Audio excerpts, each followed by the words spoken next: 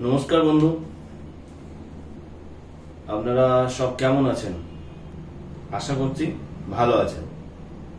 তো আজকে আমরা আলোচনা করব ফুড লাইসেন্স কাকে বলে এবং ফুড লাইসেন্স কত ধরনের হয় এবং ফুড লাইসেন্স কিভাবে একজন অ্যাপ্লাই করতে পারে। তো সবার প্রথমেই আমাদের চ্যানেল ব্যুরো গ্লোবাল সার্টিফিকেশনে আপনাদেরকে সকলকে স্বাগত এবং আমরা চাইব আপনারা যে ইনফরমেশন আমরা দিতে চলেছি ফুড লাইসেন্স সম্পর্কে বা ফ্যাসাই সম্পর্কে, তো সেটা পুরোটা আপনারা ভিডিওটা দেখুন এবং অন্যজনকেও দেখতে সাহায্য করুন, তাদেরকে শেয়ারের মাধ্যমে বা আপনাদের মধ্যে যদি কোনো রকম কোয়ারিজ থাকে তো আমাকে ভিডিওর শেষে আপনারা অবশ্যই কমেন্ট করে আমাকে জানান। তো আর বেশি না বলে যেটা মেন আমি বলি, ফুড লাইসেন্স একটা mandatory license for all food business operator, মানে যারাই বিজনেস করছে basically food related work provide করছে তাদের কিন্তু সকলকেই ফুড লাইসেন্স নিতে হবে। It is mandatory for all, not only retailer, not only distributor, not only manufacturer, service প্রোভাইডারদেরকেও কিন্তু ফুড লাইসেন্স নিতে হবে। ইভেন একটা রেস্টুরেন্ট যদি আপনি করেন তাহলেও কিন্তু আপনাকে ফুড লাইসেন্স নিতে হবে।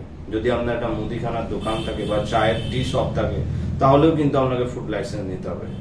এটা আমরা বলছি না, এটা কিন্তু মানে গভর্নমেন্ট অফ ইন্ডিয়া বলছে।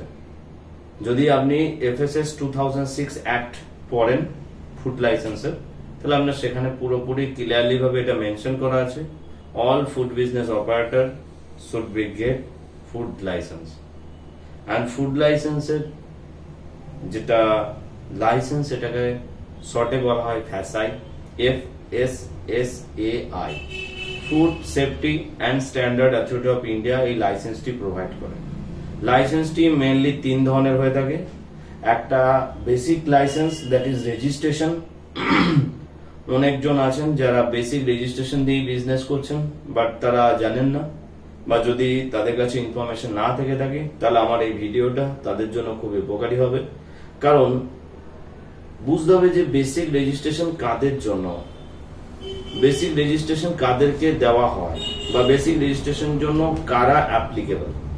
বেসিক রেজিস্ট্রেশন তাহারাই নিতে পারে যাদের টার্নওভার, কোম্পানির টার্নওভার 12 lakhs এর নিচে এবং যেটা ম্যানুফ্যাকচারার নয়, যেটা রিটেলার বা একটা টি শপ বা একটা মুদিখানার শপ বা একটা মিষ্টির দোকান। কিন্তু আপনাকে এটা বলা হচ্ছে যে 12 লাখ টাকার নিচে যদি আপনার ITR এ থাকে, টার্নওভার থাকে, নিচে থাকে, তাহলে আপনি রেজিস্ট্রেশন নিয়ে চালাতে পারেন। বাট যদি 12 লাখ টাকার উপরে আপনার ITR এ থাকে, মানে 12,90,000 বা 12,10,000 টাকাও যদি আপনার টার্নওভার হয় কোম্পানির ফাইন্যান্সিয়াল ইয়ারে, তাহলে কিন্তু এই বেসিক রেজিস্ট্রেশন আপনার জন্য একটা পূর্ণ ক্ষতিকর বা আপনার জন্য একটা পানিশেবল পেনাল্টি কিন্তু ওয়েট করবে। তো বুঝতেই পারলেন যে বেসিক রেজিস্ট্রেশন একটা। সেকেন্ড হচ্ছে স্টেট লাইসেন্স। স্টেট ওয়াইজ প্রত্যেকটা স্টেটকে গভর্নমেন্ট অফ ইন্ডিয়া একটা অ্যাথরাইজেশন দিয়ে রেখেছে, যেটা স্টেটের আন্ডারে তারা ডিস্ট্রিক্ট ওয়াইজ এই লাইসেন্সটিকে সার্কুলেট করবে, that is called state license. আর একটা রয়েছে দ্যাট ইজ সেন্ট্রাল লাইসেন্স, মানে যেটা অল ওভার স্টেটে আপনি বিজনেস যদি করে থাকেন এবং আপনার টার্নওভার যদি 20 crore-এর উপর হয়ে থাকে এবং আপনার বিজনেস যদি এক্সপোর্ট এবং ইম্পোর্ট করে থাকেন অথবা B2B পোর্টাল, দ্যাট মিনস যদি আপনার ই-কমার্শিয়াল প্ল্যাটফর্মে বিজনেস করেন তাহলে কিন্তু আপনাকে কমার্শিয়ালি স্টেট লাইসেন্স থেকে উপরে উঠে সেন্ট্রাল লাইসেন্সে আসতে হবে। এরপর এই লাইসেন্সগুলি আপনি কিভাবে অ্যাপ্লাই করবেন এবং এই লাইসেন্স আপনি কোথা থেকে করতে পারবেন, সেটার জন্য আপনাকে প্রথমেই যেতে হবে গুগলে এবং গুগলে গিয়ে আপনাকে ওপেন করতে হবে FoSCoS, food safety compliance system, that is the portal of food license of government of India. তো সেখানে গিয়ে আপনার একটা ইউজার আইডি ক্রিয়েট করতে হবে এবং ইউজার আইডি ক্রিয়েট করার পর তার যে তার বিভিন্ন ধরনের যে আপনার ডকুমেন্টেশন আছে সেই ডকুমেন্টেশনটাকে কমপ্লিট করতে হবে, গভর্নমেন্টাল যে অ্যাপ্লিকেশন ফিজ আছে সেই অ্যাপ্লিকেশন ফিজ কমপ্লিট করতে হবে, এবং ডিপার্টমেন্ট যদি আপনার কোনো রেক্টিফিকেশন দেয় উইদিন দ্যাট টাইমস আপনাকে রেক্টিফিকেশন কমপ্লিট করতে হবে, কমপ্লায়েন্স করতে হবে। যদি আপনি রেক্টিফিকেশন না কমপ্লিট করতে পারেন তাহলে কিন্তু আপনার গভর্নমেন্টাল ফিজ যেটা দিলেন সেটা ওয়েস্টেজ হবে এবং আপনার লাইসেন্সটা রিজেক্টেড হয়ে যাবে, মানে অ্যাপ্লিকেশনটা রিজেক্টেড হয়ে যাবে। ওকে, তো ফুড লাইসেন্সের জন্য চিন্তা করার কোনো দরকার নেই। ফুড লাইসেন্স যদি আপনাদের দরকার পড়ে বা ফুড লাইসেন্সের জন্য যদি আপনি ভাবছেন তাহলে আপনি অতি অবশ্যই আমাদের ব্যুরো গ্লোবাল সার্টিফিকেশন যোগাযোগ করতে পারেন। আমরা প্যান ইন্ডিয়া ওয়াইজ ফুড লাইসেন্সের বিভিন্ন রকম ইনফরমেশন প্রোভাইড করে থাকি এবং আপ টু ডেট ইনফরমেশন আমাদের ক্লায়েন্টদেরকে দিয়ে থাকি, এবং তারা বিভিন্ন রকম যে ফুডের যে টেস্টিং গুলো, তার সাথে সাথে ফুডের যে অ্যানুয়াল রিপোর্ট গুলো বা ফুডের যে আপনার কমপ্লায়েন্স গুলো সেগুলো যাতে তারা পারমিট করতে পারে তার জন্য যে যাবতীয় ডকুমেন্টেশন কাজগুলো থাকে সেগুলোও আমরা করে দিয়ে তাদেরকে হেল্প করে থাকি।